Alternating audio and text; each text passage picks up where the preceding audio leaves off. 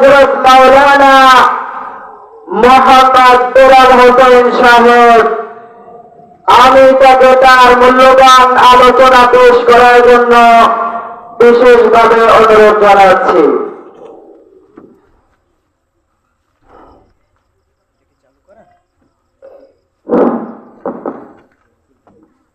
আসসালামু আলাইকুম ওয়া রাহমাতুল্লাহি ওয়া বারাকাতুহু।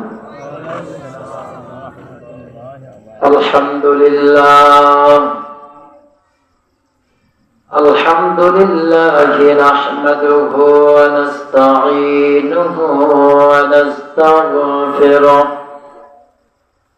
ওয়া নু'মিনু বিহি ওয়া নাতাওয়াক্কালু আলাইহি ونعوذ بالله من شرور أنفسنا ومن سيئات أعمالنا من يهده الله فلا مضل له ومن يضلله فلا هادي له ونشهد أن لا إله إلا الله وحده لا شريك له ونشهد أن سيدنا وسندنا وحبيبنا ومولانا محمدا عبده ورسوله أرسله بالحق بشيرا ونذيرا وداعيا إلى الله بإذنه وسراجا منيرا فقد قال الله تعالى في كلامه المجيد وفي الفرقان الحميد فأعوذ بالله من الشيطان الرجيم بسم الله الرحمن الرحيم وإذ قال لقمان لابنه وهو يعظه يا بني لا تشرك بالله إن الشرك لظلم عظيم ووصينا الإنسان بوالديه حملته أمه وهنا على وهن وفصاله في عامين أن اشكر لي ولوالديك إلي المصير وإن جاهداك على أن تشرك بما ليس لك به علم فلا تطعهما وصاحبهما في الدنيا معروفا واتبع سبيل من أناب إلي ثم إلي مرجعكم فأنبئكم بما كنتم تعملون وقال النبي صلى الله عليه وسلم إن الله لا ينظر إلى صوركم وأموالكم ولكن ينظر إلى قلوبكم وأعمالكم أو كما قال النبي صلى الله عليه وسلم. وقال الله تعالى في شان حبيبه مخبرا وآمرا إن الله وملائكته يصلون على النبي يا أيها الذين آمنوا صلوا عليه وسلموا تسليما. اللهم جل একটু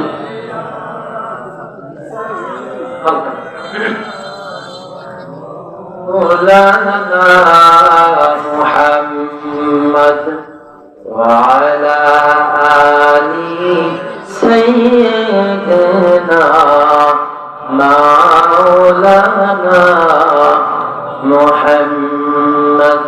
কত ব্যথা কত ভাবে সয়েছ যে তুমি তোমারি কোনে লাল তাইফের ভূমি ফেরেশতা এসে চায় ধ্বংসের হুকুম লৌহমাকা মুহাম্মদ প্রাণেতে হাসরাত। আল্লাহ ক্ষমা করো এ তাইফবাসী এরা বোঝেনি তো আমি যে মুহাম্মদ হৃদয়ে মুহাম্মদ। আল্লাহুম্মা সাল্লি আলা মাওলানা মুহাম্মদ ওয়া আলা আলি সাইয়্যিদিনা মাওলানা মুহাম্মদ। আলহামদুলিল্লাহ।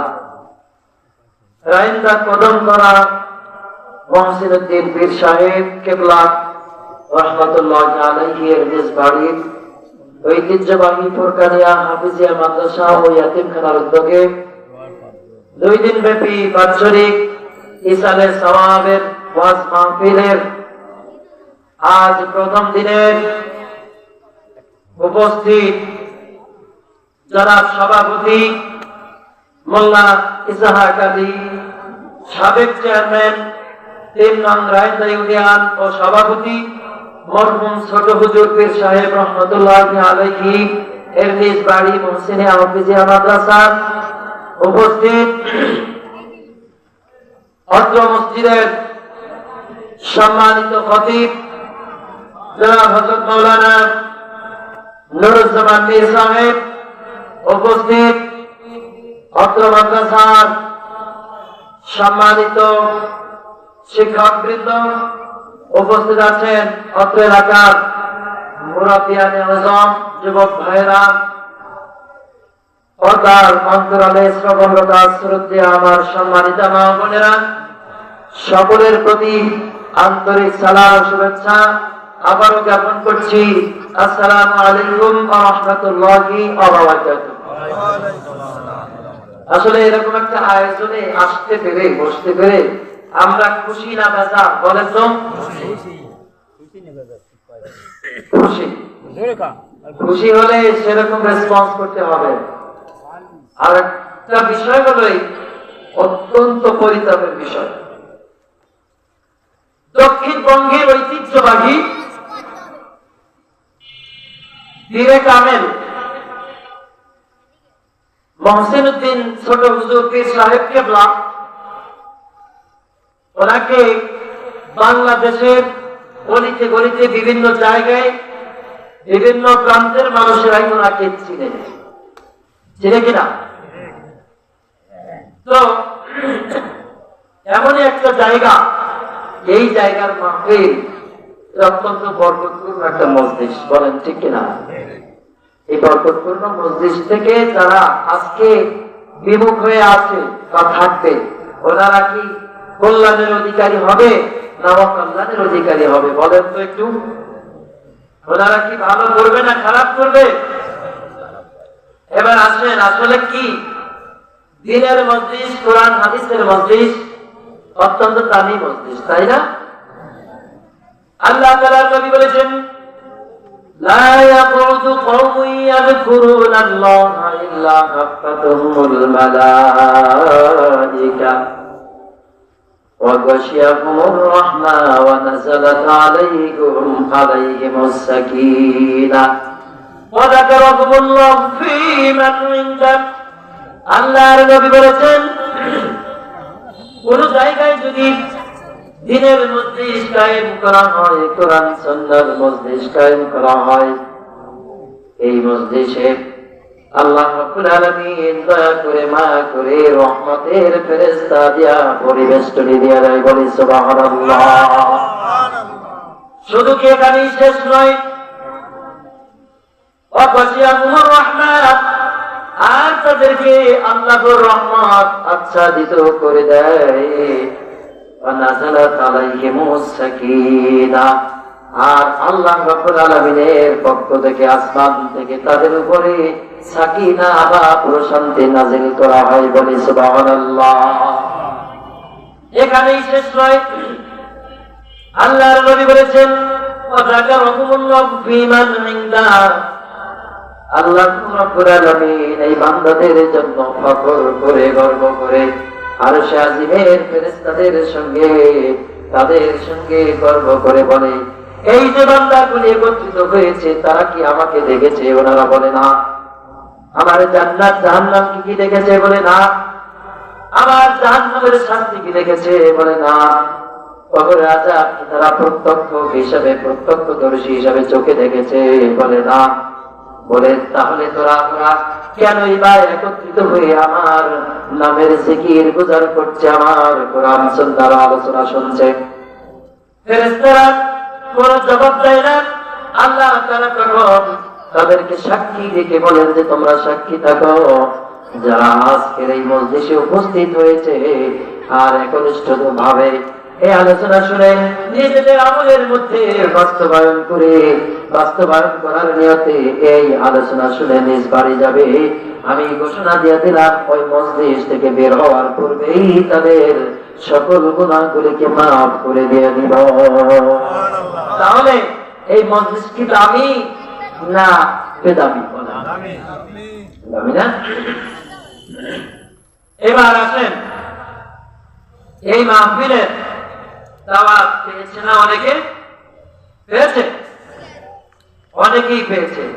বাজারে ঘাটে বিভিন্ন প্রান্তরে বিভিন্ন জায়গায় দাওয়াত পেয়েছে না?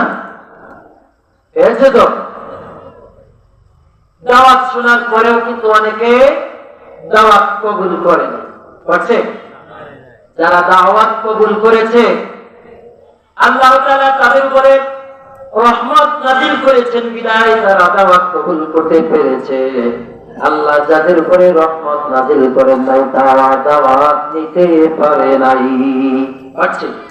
হ্যাঁ, আল্লাহ তাআলার পক্ষ থেকে দলিল নিয়ে আনেন, প্রমাণ নিয়ে আনেন।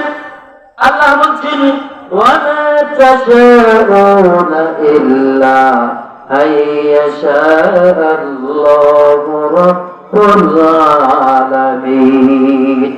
তোমরা কিছু করতে পারো না, তোমাদের ইচ্ছায় কিছু করতে পারো না, যতক্ষণ না পর্যন্ত বিশ্ব জগতের প্রতিপালক আল্লাহ তোমাদের উপরে রহমত বর্ষণ না করে। কথা বোঝা গেছে? তাহলে এই মানুষগুলি যারা বাইরে আছে এখনো তারা আল্লাহর রহমতের মধ্যে আছে না বাইরে আছে? এইবার একটা এক্সাম্পল দেই। এখানে যদি সাপোজ এই মসজিদে 300 হুজুর পীর সাহেব কেবলার দরবার না হতো, আর বাইরে যদি একটা গানের মজলিস করা হতো, বৈশাখ উপলক্ষে অথবা অন্য কোন উপলক্ষে যদি একটা কনসার্টের ব্যবস্থা করা হতো, অথবা যদি একটা মেলার আয়োজন করা হতো, এই কয়জন লোক হতো তাইলে? এই কয়জন? এত কম সংখ্যক লোক হতো? হতো না। তাদের দৃষ্টান্ত আল্লাহ তাআলা কোরআনে কারীমের মধ্যে দিয়েছেন। আল্লাহ বলছেন, وَمِنَ النَّاسِ مَن يَشْتَرِي لَهْوَ الْحَدِيثِ لِيُضِلَّ عَن سَبِيلِ اللَّهِ بِغَيْرِ عِلْمٍ وَيَتَّخِذَهَا هُزُوًا أُولَئِكَ لَهُمْ عَذَابٌ مُهِينٌ। দেখেন, এদের দৃষ্টান্ত দিয়ে আল্লাহ রাব্বুল আলামিন কোরআনে এভাবে ঘোষণা করেছেন, মানুষের মধ্যে ছেলের মানুষেরা রয়েছে যারা মিথ্যা কল্প কাহিনী করে করে আল্লাহর পথ থেকে মানুষদেরকে ফিরিয়ে রাখার চেষ্টা করে কিনা? এখনো বর্তমান সমাজে দেখবেন এমন এমন সিস্টেম মানুষ তৈরি করছে, যেই সিস্টেম তৈরি করার কারণে আল্লাহ এবং আল্লাহর রাসূলের আদর্শ দেখে মানুষ বিমুখ হয়ে শয়তানের আদর্শ গ্রহণ করতে মানুষ বাধ্য হচ্ছে। বলেন ঠিক কিনা? করছে কিনা? করছে না? এই আয়াতের শানে রাসূলকে একটু বলি। মক্কার বিখ্যাত কুফারি কুরাইশের মধ্য থেকে যারা ধনাঢ্য শ্রেণীর মানুষ ছিল, নবীজি যখন 40 বছর 5 মাস 11 দিন বয়সে নবুয়তি পেয়ে মক্কার জমিনে যখন দাওয়াত দেওয়া শুরু করে দিল, ওই দাওয়াত কেউ কেউ গ্রহণ করা শুরু করলো, কিন্তু নেতৃত্ব স্থানীয় কুফারে কুরাইশরা সেই দাওয়াত গ্রহণ করুক মানুষ এটা সহ্য করতো না, এটা সহ্য করতে পারে না। যার কারণে তারা প্ল্যান করলো, তারা কৌশল করলো যে আমরা পারস্যের বাজারে যাব, সে পারস্যের বাজারে গিয়ে কিছু রাজা বাচ্চা পৌরাণিক রাজা বাচ্চার গল্প কাহিনী সম্পর্কিত ইতিহাস সম্পর্কিত এমন এমন বই খরিদ করে নিয়ে আসবো, যে বইগুলি খরিদ করে নিয়ে আসার পর ওই বইগুলি সমাজে প্রচার করব। মুহাম্মদ যখন মানুষকে ধর্মের দিকে ডাকবে, মুহাম্মদ যখন তার দিকে মানুষকে দাওয়াত দিবে, আমরা তখন মানুষদেরকে এই ইতিহাস শোনাবো, গল্প শোনাবো, যাতে করে মানুষেরা মুহাম্মদের দল থেকে ত্যাগ করে আমাদের দিকে ফিরে আসে। বলে নাউযুবিল্লাহ। এইরকম সিস্টেম কিন্তু এখনো আছে। কোন কোন বর্ণনায় এসেছে যে তারা পারস্যের বাজার থেকে একটা দাসী খরিদ করেছিল, সেই দাসীর কণ্ঠ ছিল অত্যন্ত সুললিত কণ্ঠ। দাসী চেনেন তো? মহিলা গোলাম, এটাকে দাসী বলা হয়। আমাদের সমাজে মহিলা শিল্পী আছে না নাই? এমন ভাবে সুর যায়, বুক ফাটছে যায়, দেখবেন ওই বুক ফাটছে যায় সুরে, এই সুরের মূর্ছনায় এলাকার যুবকের ঠিকই বুক ফেটে যায়, এরপরে যুবক পুলিশ সেখানে অংশগ্রহণ করে। বলে ঠিক কিনা? ওনারা প্ল্যান করল এই দাসী খরিদ করে নিয়ে যেতে হবে মক্কার মধ্যে। যখন মুহাম্মদ মানুষকে কোরআনের দিকে ডাকবে, তার প্রভুর দিকে ডাকবে, দিনের দিকে ডাকবে, তখন এই দাসীকে চেঁচা দিতে হবে। দাসী তার কণ্ঠে এমন ভাবে গানের আওয়াজ দিবে, যেই গানের আওয়াজ দিলে পরে মুহাম্মাদের দলে আর মানুষ থাকবে না, মানুষেরা আমাদের কাছেই ফিরে আসবে। এই দেখছেন কৌশল কাকে বলে? এই কৌশল এখন আছে না নাই? এই জিনিস খুলবেন বিনা টাকা, এত টাকা দেখবেন কত সুন্দর, কত সুন্দর বললে ভুল হয়, কত রকমের রং বেরঙের দৃশ্য সহকারে গান আর বাজনা মানুষের সামনে একের পর এক আসতেই থাকে। থাকে কিনা? থাকে। এর জন্য আমাদেরকে এ থেকে বিমুখ হয়ে কোরআন সুন্নাহর দিকে আসতে হবে। এই দাওয়াত আমাদেরকে 2 দিন 3 দিন পর্যন্ত দিচ্ছে যে এখানে ওয়াজ মাহফিল হবে, দাওয়াত দিচ্ছে না? কিন্তু দেখা যায় আমরা যারা এই এলাকার অধিবাসী ছিলাম, আমরা কি এখানে সবাই আসতে পেরেছি? যারা বিনা ওজরে এই গুরুত্বপূর্ণ দাওয়াতকে অ্যাভয়েড করেছে, পৃষ্ঠ প্রদর্শন করেছে, তাদের জন্য আল্লাহ তাআলা লাল সিগন্যাল জারি করে দিয়েছেন।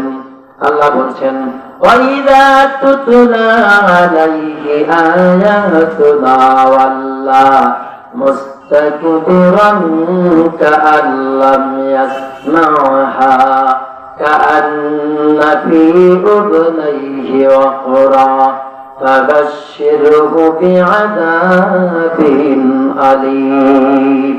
আল্লাহ তাআলা স্পষ্টভাবে সূরা লুকমানের মধ্যে জানিয়ে দিলেন। আল্লাহ বলছেন, ওয়াইদা তুতলা আলাইহি আয়াতুনা, তাদের সামনে যখন আমার আয়াত তেলাওয়াত করা হয়, আমার কিতাব পাঠ করা হয়, আল্লাহ মুস্তাকবিরা, কিছু কিছু মানুষেরা তখন গর্ব করে, ফখর করে, অহংকার বসে এই মানুষের আমার দাওয়াত থেকে অ্যাভয়েড করে পৃষ্ঠ প্রদর্শন করে অন্যত্রে চলে যায়। যায় কিনা? হ্যাঁ, দেখবেন আল্লাহর জিকির রাখছে, ও ঘাড় ঘোরায়া অন্যদিকে চলে যাচ্ছে। আমরা এটা দেখি না? দেখি তো। আযান হয়ে গেল, মুয়াজ্জিন নামাজের দিকে ডাকলো, আর যুবকটা যৌবনের তাড়নায় অন্যদিকে ঘাড় ফিরে চলে গেল। যুবতী সে তার শক্তির তাড়নায়, রূপের সৌন্দর্যে, রূপ সৌন্দর্যের ফখর করে, গর্ব করে আল্লাহ তাআলার বিধানকে না মেনে মার্কেটে চলে যায়। এইরকম অবস্থায় যারা চলছে তাদের জন্য আল্লাহ তাআলা বলছেন, তাদের জন্য লাল সিগন্যাল দেওয়া হয়েছে। সেটা কি? আল্লাহ তাআলা বলছেন, যারা এভাবে অহংকার বসে পৃষ্ঠ প্রদর্শন করে চলে যায়, তারা যেন আল্লাহর এই আহ্বান শুনেও তারা শুনে নাই, এরকম ভান করে। দেখবেন আযান শুনেও শুনে নাই। এখানে এই মাহফিল প্রোগ্রামের দাওয়াত শুনেও তারা শুনে নাই, পৃষ্ঠ প্রদর্শন করে অন্যত্রে চলে গিয়েছে। আল্লাহ রাব্বুল আলামিন বলেছেন, কাআন্না ফি উযুনাইহি ওয়াকরা, যেন তাদের দুই কর্ণ বধির হয়ে গিয়েছে। তাদের যে কর্ণ কি বধির হয়ে গিয়েছে, বন্ধ হয়ে গিয়েছে। আল্লাহ তাআলা বলছেন, ফাবাশশিরহু বিআযাবিন আলীম। হে নবী, আপনি তাদেরকে কঠিন শাস্তির সুসংবাদ দিয়ে দিন। এই শাস্তির মধ্যে পড়লে আর ওঠা সহজে সম্ভব নয়। আযাবে আলীমের ব্যাখ্যা তাফসীর থেকে দেখেছি, আযাবুল আলীম বলা হয় এমন শাস্তি, জাহান্নামের এমন আগুন, যেই আগুনের মধ্যে মানুষ পড়ার সঙ্গে সঙ্গে তার শরীর পোড়ার পূর্বে তার কলিজা পড়ে যাবে। এমন ভয়ানক আগুন, যে আগুনের মধ্যে পড়লে পরে ওখান থেকে পরিত্রাণের কোন সুযোগ আর থাকবে না। তাইলে যারা এরকম কোরআন সুন্নাহর দাওয়াত থেকে মুখ ফিরে অন্যদিকে চলে যাবে, তাদের অবস্থাটা কি ভালো হবে? এখন আমার প্রশ্ন আপনাদের কাছে, দাওয়াত কয়টা? কোরআন সুন্নাহর দাওয়াত শুধুমাত্র নামাজ আদায় করা, 5 ওয়াক্ত সালাত আদায় করা, রমজানে রোজা রাখা, আর হজের সময় হজ করা, যাকাত দেওয়া, আর ঈমান আনা, এই কয়টা? এই কয়টা বলেন একটু। না, আল্লাহ রাব্বুল আলামিন এই কোরআনে কারীমের মধ্যে 500 দাওয়াত দিয়েছে, 100-200 নয়, 500 দাওয়াত দিয়েছে। এই দাওয়াত গুলিকে দুইটা ভাগে, দুইটা কিসিমে ভাগ করা হয়েছে। এক প্রকারের দাওয়াত হলো হুকুম করা, আদেশ করেছেন, আর এক প্রকারের দাওয়াতের মধ্যে আল্লাহ তাআলা নিষেধ করে দিয়েছেন। আল্লাহ যে আদেশ করেছেন, আদেশ পালন করা মুমিন মুসলমানের জন্য ফরজ, আর যে নিষেধ করেছে সেই নিষেধ পালন করা তাদের জন্য, সেই নিষেধটা থেকে ফিরে থাকাটাও মুমিন মুসলমানের জন্য ফরজ। বুঝা গেছে? দাওয়াত কয়টা দিয়েছেন? 500। একটা দুইটা নয়। আমরা তো মনে করি দাওয়াত মানে একটা, দাওয়াত মানে দুইটা, তাই না? এরকম দাওয়াত আল্লাহ তাআলা 500 দিয়েছেন, কিন্তু আমরা সেই দাওয়াত থেকে এই কতটা দাওয়াতের কাছে আসছি একটু চিন্তার বিষয় না? বলেন, চিন্তার বিষয়। আজকে এই মাহফিল হচ্ছে কোরআন বোঝার মাহফিল, তাই না? কারণ আপনারা আসলে কি আল্লাহর কথা কোরআন থেকে শুনতে চান না কেচ্ছা কাহিনীর মাধ্যমে শুনতে চান বলেন? হ্যাঁ, কোরআনের মাধ্যমে শুনতে চান। মানুষ সে আগের মতো এখন আর বোকা নাই। বোকা আছে? আল্লাহ রাব্বুল আলামিন কোরআনে যে কথাগুলি বলেছেন এগুলি মানুষ এখন আস্তে আস্তে করে গবেষণা করা শুরু করে দিয়েছে। আল্লাহ রাব্বুল আলামিনের এই আয়াতগুলি, এই কোরআনের আয়াতগুলি মানুষ এখন গবেষণা করা শুরু করে দিয়েছে। দিয়েছে কিনা? দিয়েছে। আমি আল্লাহ তাআলার নাযিলকৃত 114টি সূরার ভিতরে থেকে একখানা সূরা আছে সূরাতুল লুকমান। এই লুকমান থেকে অল্প কয়েকখানা আয়াত তেলাওয়াত করেছি। এখান থেকে দু চারটি কথা যদি আল্লাহ তাআলা তৌফিক দান করেন বলবো ইনশাআল্লাহুল আজিজ। আপনারা ধৈর্য সহকারে শুনলেন তো? দেখেন, এই লুকমান উনি একজন ইবাদতকারী ভালো মানুষ, পরহেজগার ব্যক্তি ছিলেন। উনি কোন নবী ছিলেন না। ওনাকে লুকমান হাকিম বলা হয়, অর্থাৎ প্রজ্ঞাবান ব্যক্তি বলা হয়। তো উনি সাধারণ একজন মানুষ, আল্লাহ তাআলা অনেক ওনাকে জ্ঞান দান করেছেন, ওনার নামে একটা সূরা দিয়েছেন। এর কারণটা কোথায়? এবং উনি এমন মানুষ, তাফসীর খুঁজে দেখেছি, ইবনে কাসির থেকে বলছি, নবীজি বলেছেন, হযরত বেলালকে লক্ষ্য করে কথাটি বলেছিলেন। বেলালকে লক্ষ্য করে বলেছিলেন, বেলাল তুমি যে কালো বা কুৎসিত প্রকৃতির মানুষ, তুমি নিজেকে তিরস্কার করো না, কারণ আল্লাহ তাআলা তিনজন ব্যক্তিকে বেশি পরিমাণে পছন্দ করেছেন, তার মধ্যে বেলাল তুমি একজন। এই তিনজন ব্যক্তিদের মধ্যে হযরতে বেলাল, 2 নম্বরে হযরতে মাহজা রাদিয়াল্লাহু তাআলা আনহু, আর 3 নম্বরে নবীজি যার নাম উল্লেখ করলেন তিনি হলেন হযরতে লুকমান। এই লুকমান অত্যন্ত পেটে মানুষ ছিল, ঠোঁট দুটি পুরু ছিল, নাকটা চ্যাপ্টা ছিল, তাকে দেখতে তেমন ভালো দেখাতো না। আল্লাহ তাআলা তাকে এমন জ্ঞান দান করলেন যেই জ্ঞানের কারণে মানুষ আজ নয় কিয়ামত পর্যন্ত তার বিজ্ঞান, তার প্রজ্ঞা নিয়ে মানুষ গবেষণা করবে। আজকে নয়, এই লুকমান সেটা ছেলেদেরকে লক্ষ্য করে কিছু নসিহত করেছিলেন। সেই নসিহত থেকে কিছু পয়েন্ট ভিত্তিক কিছু কথা বলার চেষ্টা আমি করব, আল্লাহ তাআলা তৌফিক দান করলেন। তো দেখেন, এই লুকমান হাকিম উনি তার ছেলেকে লক্ষ্য করে প্রথম বললেন, وَإِذْ قَالَ لُقْمَانُ لِابْنِهِ وَهُوَ يَعِظُهُ يَا بُنَيَّ لَا تُشْرِكْ بِاللَّهِ إِنَّ الشِّرْكَ لَظُلْمٌ عَظِيمٌ।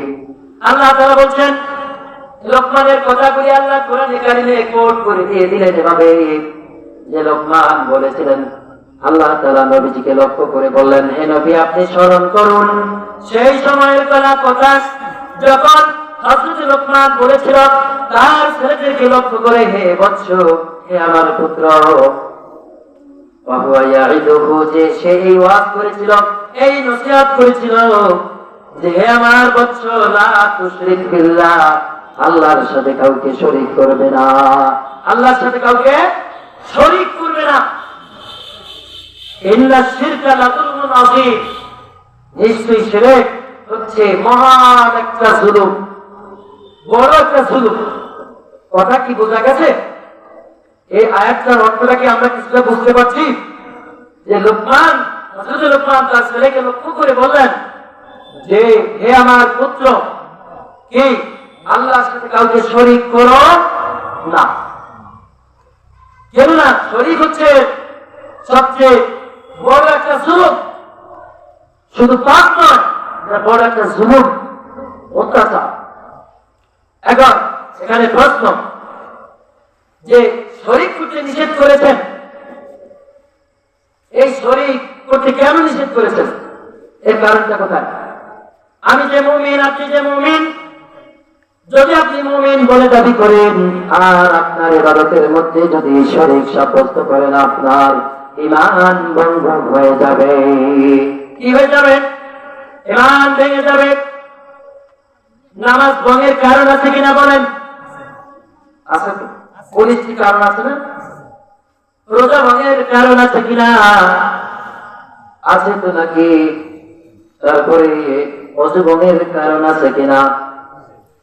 এগুলি যদি থাকে তাহলে ঈমান ভঙ্গের কারণ আছে কিনা বলে? কোন মানুষ যদি ঈমান এনে তারপরে যদি শরীক সাব্যস্ত করে আল্লাহর সঙ্গে যদি কাউকে সমকক্ষ মনে করে, সমকক্ষ সাব্যস্ত করে, আল্লাহ তাআলা যেটা পারেন মানুষ সেটা পারেন, এইরকম চিন্তা ভাবনা নিয়ে যদি শরীক সাব্যস্ত করে, এমনকি ইবাদতের মধ্যে কাউকে যদি শামিল করে, তাহলে সে মুশরিক। আর এইরকম শরীক করলে পরে তার ঈমান বিনা কারণে, বিনা বিবেচনা ঈমান ভেঙে যাবে। ঈমান কি ভেঙে যাবে? ওনার ঈমান আর থাকবে না। এখন প্রশ্ন, অনেকে প্রশ্ন করে থাকেন যে কালিমা যারা পড়েছে তারা মুমিন হয়েছে, জীবনে একবার হলেও সে জান্নাতে প্রবেশ করবে। রাসূলের হাদিসটা হাদিসের জায়গায় ঠিকই আছে, কোরআনে কারীমের আয়াত কোরআনের জায়গায় ঠিক আছে, আল্লাহ তাআলার কথাও সত্য, নবীজির কথাও সত্য, দুইটার মধ্যে কোনো ব্যবধান নাই। তবে কথা হলো এই, ঈমান যদি আপনি রাখতে পারেন, তারপরে ছোটখাটো অপরাধ করার কারণে আপনি শাস্তি ভোগ করে বলে জান্নাতে প্রবেশ করতে পারবেন ঠিকই, কিন্তু আপনার ঈমানই যদি নাই থাকে তাহলে আপনার জান্নাতে প্রবেশ করার কোনো প্রশ্নই আসে না। আছে? এখন এই শরীক সাব্যস্তকারী প্রথমত দুই প্রকার। প্রথম হচ্ছে শিরকে আকবর, শিরকে আকবর আর শিরকে আসগর। বড় শিরক আর ছোট শিরক। বড় শিরককে আবার প্রথমত 3 ভাগে ভাগ করা হয়েছে, শিরকে জাত, শিরকে সিফাত আর শিরকে ফিল ইবাদত। আল্লাহর সত্তাগত কিছু কিছু বিষয় রয়েছে, যে আল্লাহ তাআলার সত্তাগত বিষয়কে অস্বীকার করা শিরকে আকবরের শামিল। এরপরে শিরক সিফাত, আল্লাহ রাব্বুল আলামিনের গুণাবলীর সাথে শরীক সাব্যস্ত করা, এটা মানুষ করে, অহরহ করে। যেমন রাজ্জাক কথার অর্থ কি? রিজিক দাতা। রিজিক দাতা না? আপনি যদি আল্লাহ তাআলাকে রিজিক দাতা মেনে ঈমান আনলেন, এরপরে যদি অমুক জায়গার অমুক ব্যক্তিকে রিজিক দাতা মনে করেন, চাকরিকে রিজিক দাতা মনে করেন, দেশের সরকারকে রিজিক দাতা মনে করেন, সরকারের চাকরি করি না আমরা, করি কিনা? করি কিনা?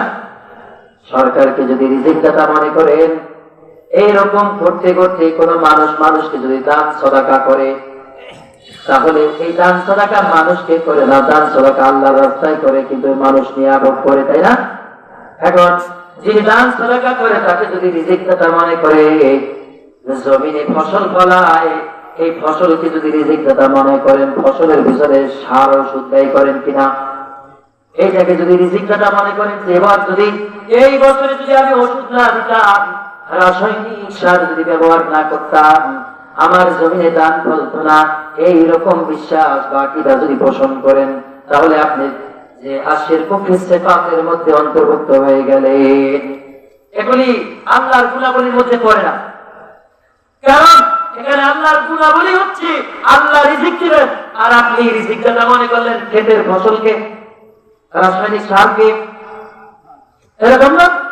আল্লাহ বলছেন وَمَا مِن دَابَّةٍ فِي الْأَرْضِ إِلَّا عَلَى اللَّهِ رِزْقُهَا। এই পৃথিবীতে বসবাসকারী বিচরণশীল এমন কোন জীব নাই যেই জীবের রিজকের দায়িত্ব স্বয়ং আল্লাহ তাআলা নিজ হাতে গ্রহণ করেন নাই। তাহলে আল্লাহ তাআলা যার রিজকের দায়িত্ব নিয়েছেন, এই মাটির মধ্যে যে প্রাণী আছে তার রিজকের দায়িত্ব কে নিয়েছেন বলেন? পানির মধ্যে যে আছে তার রিজকের দায়িত্ব কে নিয়েছেন? আকাশে যিনি দেশে বেড়ায়, উড়ে বেড়ায় পাখি, এই পাখি রিজকের দায়িত্ব কে নিয়েছেন? আল্লাহ যদি এই রিজকের দায়িত্ব নিয়ে থাকেন, আপনি মানুষ, আমি মানুষ, আপনার আমার রিজকের দায়িত্ব আল্লাহ তাআলা বুঝি নেন নাই, নিয়েছেন।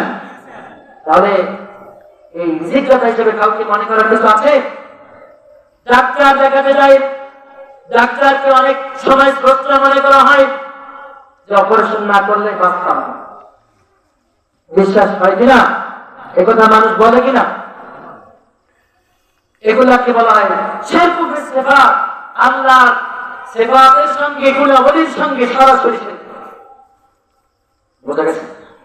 এরপরে শিরকুফি ইবাদত, ইবাদতের মধ্যে কাউকে শরীক করা, মানুষকে শ্রদ্ধা করা, নাউযুবিল্লাহ বলেন। এগুলি এখনো জায়গায় জায়গায় আছে, ম্যাক্সিমাম জায়গায় নাই, ঠিক আছে, কিন্তু অনেক জায়গায় মানে মুসলিমের কিছু কিছু জায়গায় কিন্তু এখনো হতে দেখা যায় কিনা? এগুলি করা যাবে না। হযরত লোকমান তার ছেলেকে এইরকম নসিহত করলেন। প্রথম নসিহত হচ্ছে শরীক করা যাবে না। দ্বিতীয় নসিহত হলো আল্লাহ বলছেন ওয়াসাইনাল ইনসানা বিওয়ালিদাইহি হামালাতহু উম্মুহু ওয়াহনান আলা ওয়াহন ওয়া ফিসালুহু ফি আমাইনি আনিশকুর লি ওয়া লিওয়ালিদাইকা ইলাইয়াল মাসীর। দ্বিতীয় নসিহত হলো হযরত লোকমান তার ছেলেকে বলছেন যে আমি তোমাদেরকে ওসিয়ত করছি মা বাবার প্রতি সদাচরণ করবে। কার প্রতি? দেখেন হযরত লোকমান সে কোনো নবী ছিলেন না, কিন্তু তারপরেও যেই নসিহতটা করেছে অত্যন্ত গুরুত্বপূর্ণ বিষয়ের নসিহত করেছে কিনা বলেন? মা বাবার ইহসান করা, মা বাবার খেদমত করা এখন সমাজে আছে কি? আছে? এটা এই মা বাবার খেদমত শুধু না, এটা রাষ্ট্রীয়ভাবে এটাকে আইন হিসেবে বাস্তবায়ন করা দরকার। কারণ বৃদ্ধ বয়সে যখন মা বাবা পড়ে যায়, মা বাবার খাবার দাবার দেয় না, দেখাশোনা করে না, দুর্ব্যবহার করে, সৎ ব্যবহার করে না, অতএব এগুলাকে লিগালি আইনের মাধ্যমে সোজা করা দরকার। নইলে কখনো এগুলি এমনিতে সোজা হবে না। বুঝা গেছে? আল্লাহ তাআলা অন্যত্র বলেছেন, দেখেন আল্লাহর অর্ডার কি ফরজ না? বলেন ফরজ কিনা? সূরা বানী ইসরাঈল থেকে বলছি, আল্লাহ বলছেন ওয়াকাযা রাব্বুকা আল্লা তা'বুদু ইল্লা ইয়াহু ওয়া বিল ওয়ালিদাইনি ইহসানা। তোমার প্রভুর পক্ষ থেকে চূড়ান্ত ফয়সালা হয়েছে যে আল্লাহর ইবাদতের পরপরই মা বাবার খেদমত করবে। কার খেদমত করবে? মা বাবা। মা বাবার ইহসান করবে, মা বাবার খেদমত করবে। এখন মা বাবার খেদমত করবো কোন কায়দায়? সেটা আল্লাহ বলে দিয়েছেন। মা আর বাবা পার্থক্যে যখন পৌঁছে যায়, তখন এই মা আর বাবা কোনো দিক আর দিশা পর্যন্ত থাকে না। মা বাবা তখন ছেলে মেয়ের মতোই পর্যন্ত কিন্তু আচরণ করতে শেখে। এইটাকে ছেলে মেয়ে ধৈর্য ধারণ করে বরদাস্ত করতে পারে না। আরে অনেক সময় দেখা যায় উল্টা পাল্টা আচরণ করে না? আল্লাহ তাআলা বলছেন ইম্মা ইয়াবলুগান্না ইনদাকাল কিবারা আহাদুহুমা আও কিলাহুমা ফালা তাকুল লাহুমা। যদি এই মা এবং বাবা একজন অথবা উভয়জন তোমার কাছে পার্থক্যে উপনীত হয়ে যায়, বৃদ্ধ হয়ে যায়, এরপরে তুমি তাদের সঙ্গে উপ শব্দটা পর্যন্ত ব্যবহার করো না। বুঝেন তো? আমরা উপ শব্দটা ব্যবহার করি কখন? অত্যন্ত সূক্ষ্ম একটা শব্দ না, একটু কষ্ট লাগলে উপ শব্দ ব্যবহার করি কিনা? করি। কিন্তু এই উপ শব্দটা কি আসলে এভাবে যাবে? আদাবুল আরাবিয়া থেকে বলছি, একটা রেফারেন্স দিই মা বাবার সঙ্গে বেয়াদবি করার পরিণতি কি হয়। আল্লাহর নবী বলেছেন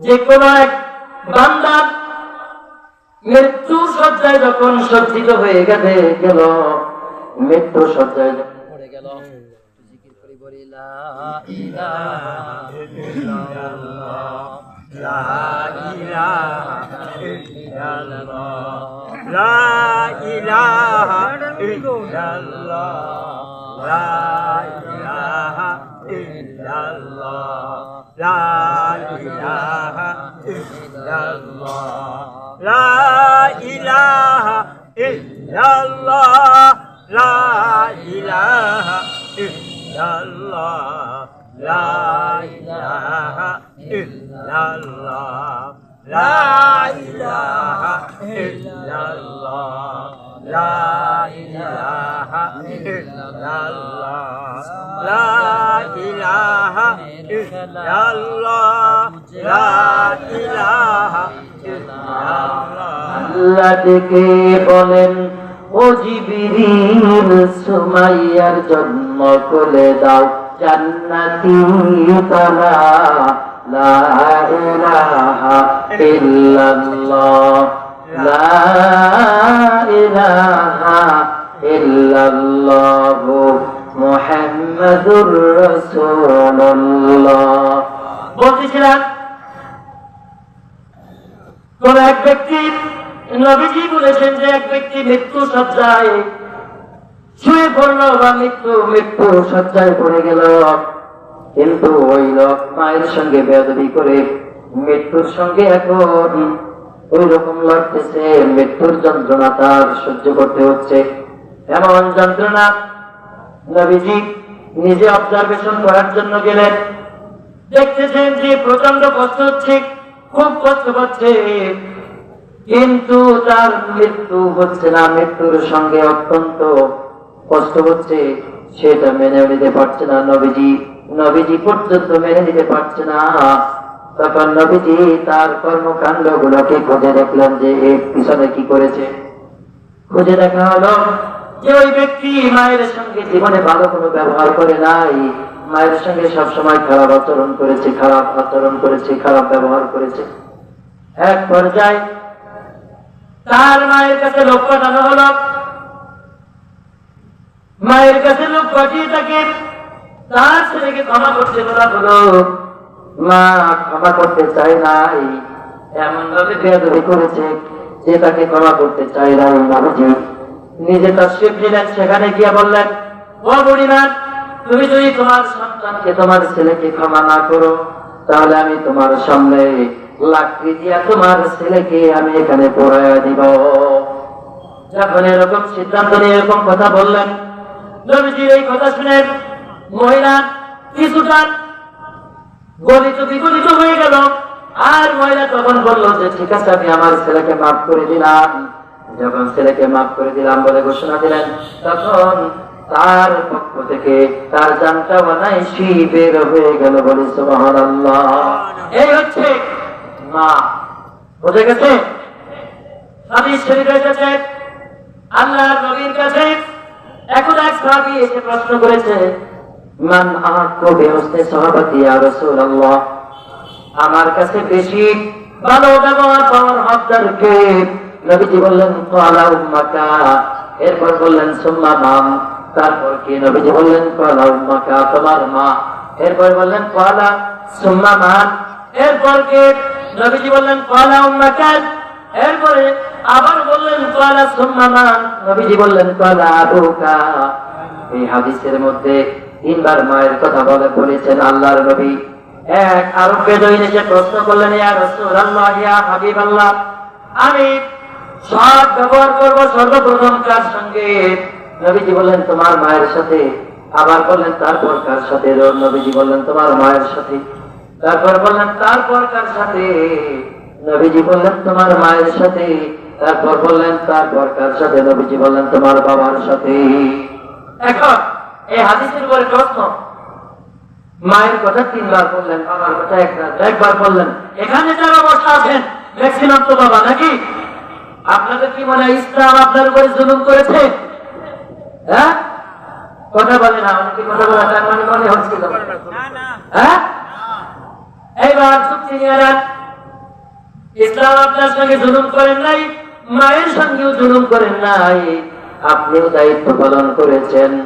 সন্তান জন্মদানের ক্ষেত্রে, লালন পালন করার ক্ষেত্রে আপনার অবদান মোটেই কম নয়, সেটি কি আছে। কিন্তু মা এমন তিনটা কষ্ট বেশি করে, যেই কষ্ট পৃথিবীর কোন বাবারা করতে পারে না। আরে দেখেন, আল্লাহ তাআলা বলেছেন ওয়াহনান আলা ওয়াহনিন ওয়া ফিসালুহু ফি আমাইন। মা কষ্টের পর কষ্ট করে সন্তানকে 10 মাস 10 দিন পর্যন্ত গর্ভে ধারণ করে থাকে, যেই কষ্ট পৃথিবীর কোন বাবা আজ পর্যন্ত করতে পারে নাই। পারছে? কিয়ামত পর্যন্ত কোন বাবা করতে পারবে? পারবে? পারবে না। বিজ্ঞানীরা যদি গবেষণা করেন, দেখেন মায়ের রেহেমের মধ্যে যখন বাবা শুক্রবিন্দু 1 ফোঁটা নাপাক পানি যখন পৌঁছায়, আল্লাহ তাআলা বলছেন ওয়ালাকাদ খালাকনাল ইনসানা মিন সুলালাতিন মিন তিন। আমি মানুষকে মাটির সারাংশ থেকে সৃষ্টি করেছি, আদম আলাইহিস সালামকে সৃষ্টি করে তার মাধ্যমে রূহকে বের করেছি। সুম্মা জাআলনাহু নুতফাতান ফি قرار مكين। তারপরে বাবার এই নাপাক পানি ফোঁটা মায়ের রেহেমের ভিতরে এমন ভাবে আমি ঢুকিয়ে দিয়েছি, এরপরে তা জামার কাদা রক্তে পরিণত হয়েছে। জামার কাদা রক্তে পরিণত হওয়ার পর 40 দিন পরে এটা গোশত আকারে আলাকা হিসাবে আল্লাহ তাআলা সৃষ্টি করে দিয়েছেন। সেখান থেকে 40 দিন পরে একটা বডি তৈরি হয়েছে। 40 দিন পরে ওই বডি 120 দিন পরে ওটার মধ্যে আল্লাহ তাআলা রূহকে ঢুকিয়ে দিয়েছেন। আল্লাহ বলছেন ফাকাসাওনাল ইযামা লাহমা, আমি ওই গোশতের উপরে হাড্ডি দিয়ে ছাউনি দিয়ে দিয়েছি, হাড্ডির উপরে আবার একটা চামড়া দিয়ে আবার ওটাকে পুরো দিয়ে দিয়েছি। বলে সুবহানাল্লাহ। এইগুলি মায়ের পেটের মধ্যে বসে আল্লাহ তাআলা কত 120 দিন বসে করে থাকেন? 4 মাস, তাই না?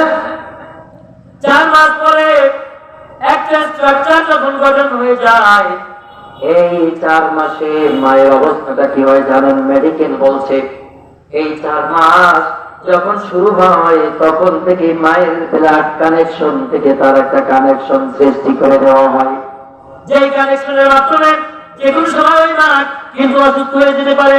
তার কারণ হচ্ছে ওই বডিটা টোটালি তার রক্তের মাধ্যমে প্রস্তুত করে রাখা হয়।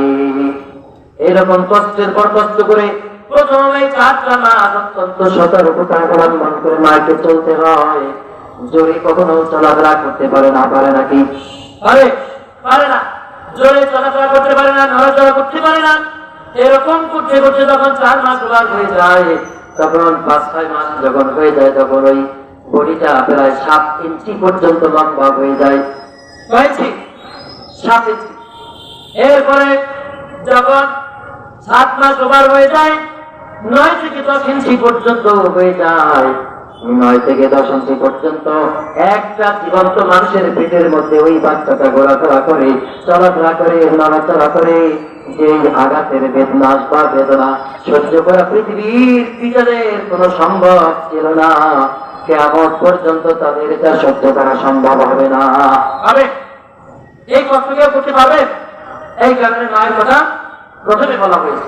নাম্বার 2, দেখেন সন্তান যখন ডেলিভারি হয়ে যায়, ডেলিভারির সময় মা কত কষ্ট ভোগ করে, যেই কষ্ট ভাগ করে যদি সারা পৃথিবীর মধ্যে যদি ভাগ করে দেওয়া হয়, সারা পৃথিবীর পুরুষের মধ্যে যদি ভাগ করে দেওয়া হয়, তারপরে ওই পৃথিবীর পুরুষেরা ডেলিভারির যন্ত্রণা কিন্তু অনুভব করতে পারবে না।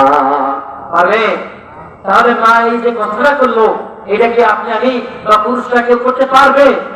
কিয়ামত পর্যন্ত পারবে? তৃতীয় আরেকটা কষ্ট, সেটা হচ্ছে পূর্ণ 2 বছর দুধ পান করায় কে? মা। 1 ফোঁটা দুধ আপনি আমি প্রস্তুত করতে পারবেন? পারবেন? বিজ্ঞান পারবে? যেই দুধ বাচ্চার জন্য সকল রোগের প্রতিষেধক হিসাবে আল্লাহ তাআলা বান্দার জন্য, এই শিশুর জন্য, বাচ্চার জন্য আল্লাহ তাআলা আগে থেকে রিজার্ভ করে রেখে দেয়। এই 3টা কষ্ট যা পৃথিবীর মায়েরা করে, বাবারা করে, হাদিসে এই জন্য মায়েদের কথা 3 বার বলা হয়েছে। এখন কি আর কোন কারণ আছে? না, বোঝা না। এরপরে বাবার কথা বলা হয়েছে। সর্বোপরি মা বাবার সঙ্গে কখনো বেয়াদবি করা যাবে না। হযরত লোকমান তার ছেলেকে যে দ্বিতীয় নসিহতটা করলেন, সেই নসিহত এর দ্বিতীয় নম্বরটা কি? মা বাবার প্রতি সৎ ব্যবহার করতে হবে। এখন এক কথা, মা বাবা কেউ সেরকম হতে হবে কিনা? হ্যাঁ, সেরকম হতে হবে। ইচ্ছা করলেই ছেলেকে যত্র পাঠানো যাবে না, কুশিক্ষায় শিক্ষিত করা যাবে না, খারাপ কিছু হারাম কিছু খাওয়ানো যাবে না, খারাপ কিছু শেখানো যাবে না, এগুলো যাবে না। এরকম হতে হবে। আমরা ঠিক আসলে ওইভাবে কি ছেলেপেলেকে শিক্ষা দিতে পারছি? তিরমিজি শরীফের হাদিসের মধ্যে রয়েছে যে ছেলের প্রতি বাবার 10টা দায়িত্ব থাকে। কয়টা? 10টা দায়িত্ব। 10টা দায়িত্বের প্রথম দায়িত্বই অনেকে আমরা পালন করি নাকি? যখন একটা ছেলে জন্মগ্রহণ করে তার 7 দিনের মধ্যে আকিকা প্রদান করাটা এটা বাবার দায়িত্ব। এটা কি সবাই করি আমরা? কোরআন সুন্নাহ মোতাবেক একটা নাম রাখা দরকার, সেই নামটাকে আমরা রাখি। নাম রাখি কি ভাই? পল্টু, বল্টু, মন্টু ইত্যাদি ইত্যাদি, কত সুন্দর নাম, তাই না? এখন একটা নাম বের হয়েছে রাব্বি। কি রাব্বি? কথার অর্থ হচ্ছে আমার প্রভু। এটা ডাকতে গেলেও শিরক হবে। ডাকবে যারা তাদেরকেও সঠিক চিন্তা ভাবনা করে ডাকা উচিত। নামটা সঠিক যদি রাখতেই হয়, কারেকশন হলো গোলাম রাব্বি। বুঝেছেন? এইরকম। কিন্তু আমরা এটা চিন্তা ভাবনা করি না। এটা ভালো নাম রাখা, ছেলেকে ইসলামী তালিম তরবিয়ত দেওয়া, এভাবে বড় করা, এভাবে আমাদেরকে লালন পালন করে বড় করতে হবে। আমরা কি সেই দায়িত্ব পালন করতে পারি বলেন? এইবার আসেন, যার মা বাবা মারা গেল তাদের কি দায়িত্ব রয়েছে? মনে করেন অনেকে বাবার সঙ্গে মায়ের সঙ্গে ব্যবহার করেছে, বাবা মারা গিয়েছে, মা মারা গিয়েছে, এখন কি দায়িত্ব আছে বলেন? বলে এখন তো আর খুঁজে পাবো না। হাদিস শরীফে এসেছে, নবীজি বলেছেন তাদের প্রথম দায়িত্ব হলো 5 ওয়াক্ত নামাজ সহ যত আমলের স্থলে আছে, সৎ কাজ আছে, সৎ কাজ করে মায়ের জন্য বাবার জন্য তাদের কৃতজ্ঞতার ক্ষমা চাওয়া। প্রথম দায়িত্ব কি? সৎ কাজ করে আল্লাহ তাআলার কাছে তাদের গুনাহের মাফ চাওয়া। আর মায়ের অথবা বাবার যে বন্ধু বান্ধব রয়েছে যারা বেঁচে আছে, মায়ের বোন যারা বেঁচে আছে যেমন খালা, বাবার ভাই যদি বেঁচে থাকে যেমন চাচা, এদের সঙ্গে সৎ ব্যবহার করা, কারণ এটার মাধ্যমে কিছুটা লাঘব হয়ে যাবে। এরপরে তাদের জন্য হর হামেশা কি রুহের মাগফিরাতের জন্য আল্লাহ তাআলার রাস্তায় বেশি বেশি খরচ করা। এই কাজগুলো যদি করা যায় তাহলে অন্তত পক্ষে আল্লাহ তাআলা চাইলে মাফ করে দিতে পারে, মাফ করে দিতে পারেন। এখন ভয়ানক কথা সামনে আসছে, মা বাবার খেদমত তো শুনলাম, এরপরে মা বাবার খেদমতের কথা শুনলাম ঠিকই, কিন্তু মা বাবা যদি আমাদেরকে শিরকের দিকে ধাবিত করে তখন কি শোনা যাবে বলেন? শিরকের দিকে যদি ধাবিত করে তাহলে শোনা যাবে। এখন শিরক কি বলে? হুজুর, কোন ছেলেকে বা মেয়েকে মা বাবা কি শিরকের দিকে নির্দেশ করে? আমি বলি সে করে। কোন কায়দায় করে দেখেন? আল্লাহ রাব্বুল আলামিন বলেছেন, পৃথিবীতে যদি বেঁচে থাকো, এই পৃথিবীতে যদি তুমি জীবিত থাকো, জীবন ধারণ যদি করো, তাহলে তোমার 3.5 হাত বড়ি, তোমার পরিবার, তোমার সমাজে আল্লাহ তাআলার আইন তুমি বাস্তবায়ন করো। এটা আল্লাহ তাআলার ওয়াদা। এখন আল্লাহ রাব্বুল আলামিনের আইনের বাস্তবায়ন যখনই করতে যাবেন তখন দেখবেন এক শ্রেণীর বাবারা তার ছেলেদেরকে ইসলামী পথ থেকে, ইসলামী মত থেকে ফিরিয়ে রাখে কিনা? এটা ছেড়ে এটা করা যাবে না, এটা কখনোই করা যাবে না। আর এইরকম যদি নির্দেশ করে বাবা মার এই নির্দেশ কখনো মানা যাবে না, সন্তানের জন্য এটা মানা যাবে না। আল্লাহ তাআলা বলছেন وَإِنْ جَاهَدَاكَ عَلَىٰ أَن تُشْرِكَ بِمَا لَيْسَ لَكَ بِهِ عِلْمٌ فَلَا تُطِعْهُمَا وَصَاحِبْهُمَا فِي الدُّنْيَا مَعْرُوفًا। আল্লাহ তাআলা স্পষ্ট বলে দিয়েছেন, যদি তোমাদেরকে উৎসাহিত করে, উদ্বুদ্ধ করে আলা আন তুশরিকা বি, আমার সঙ্গে শরীক করার জন্য কোন বাবা মা তোমাদেরকে যে উৎসাহিত করে উজ্জীবিত করে ফালা তুতি ওরমা, তাহলে তোমরা এটা মানবে না, এটার অনুসরণ করবে না, এই কথা তোমরা শুনবে না। তাহলে মা বাবা যদি ইসলামী পথ থেকে মানুষকে বারণ করে শোনা যাবে? বলেন শোনা যাবে? হ্যাঁ, আমি দেখেছি ছেলে মসজিদে বেতন দেয়, বাবাও মসজিদে বেতন দেয়, বাবা ছেলের স্পেডে থাকে। এখন বাবা ছেলেকে সরাসরি নিষেধ করলো, এই একই ফ্যামিলিতে আমিও থাকি তুমিও থাকি, আমি দিলেই হচ্ছে তুমি দিবা কেন? ছেলের ইনকাম আছে, ছেলে দিচ্ছে, এটা কি খারাপ কাজ বলেন? হ্যাঁ, ইসলামী হুকুমত প্রতিষ্ঠার জন্য ছেলে যদি ইসলামের পথে চলে আসে আর বাবা যদি নিষেধ করে, তাহলে বাবা ভালো কাজ করে নাই, আর বাবার এই হুকুম তখন মানা যাবে না। যাবে? মানা যাবে তখন? মানা যাবে না। তাইলে সব হুকুম কি মানা যাবে?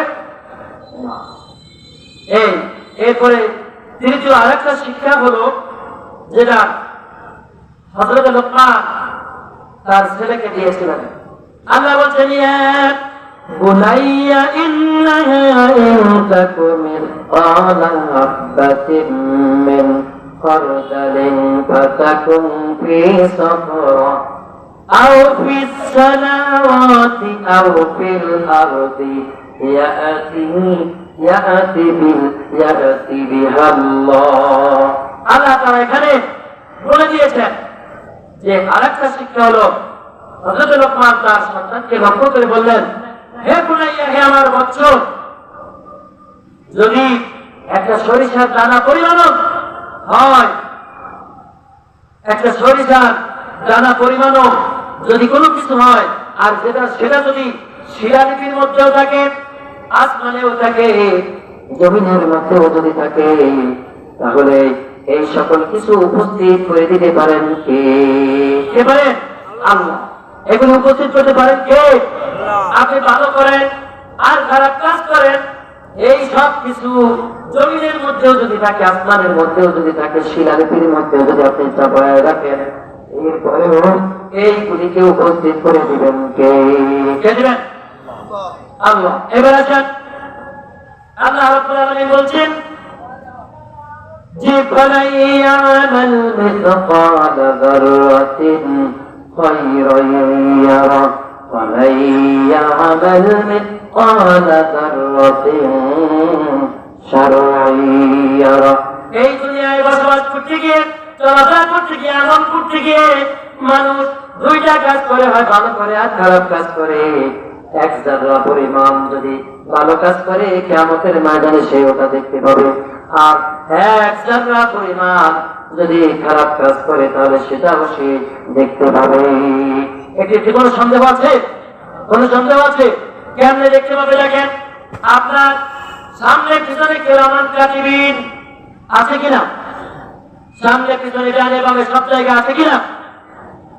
আল্লাহ বলছেন, কিরামান কাতিবিনা ইয়ালামুনা মা তাফআলুন।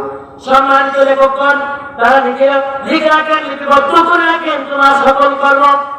এখন এই আয়াতটা, আমি শব্দটার উপরে একটা কথা বলি, সেটা হচ্ছে ম্যাক্সিমাম জায়গায় শুনেছি, আমিও শুনি, অনেক আলোচকরা এই কিরামান কাতিবিন বলছে, এখানে স্বাভাবিক জ্ঞানটা, ন্যূনতম জ্ঞানটাকে তারা বাস্তবায়ন করে না, এটাকে প্রয়োগ করে না। তারা বলে কিরামান একজন, কাতিবিন একজন। এখানে কিরামান মানে সম্মানিত, কাতিবিন মানে লেখকগণ। বই বহু বছর ব্যবহার করা হয়েছে, তারপরেও যদি এভাবে উল্টো পাল্টা অর্থ করা হয়, এটা কোন পর্যায়ে পৌঁছে দেখেন। আল্লাহ তাআলা আপনার সামনে পিছনে ডানে বামে অসংখ্য লেখক সেট করে রেখে দিয়েছেন। হ্যাঁ, ডানে আর বামে দায়িত্ব দেওয়ার আর একটা দলিল আছে। আল্লাহ তাআলা বলছেন, ইয ইয়াতাল মুতানাক্কিয়ানি আনিল ইয়ামিনি ওয়া আনিশ শিমালি قعيد ما يلفظ من قول إلا لديه رقيب عتيد। আল্লাহ তাআলা বলেন, তোমাদের জানে এবং গ্রামে বসা আছে ফেরেশতা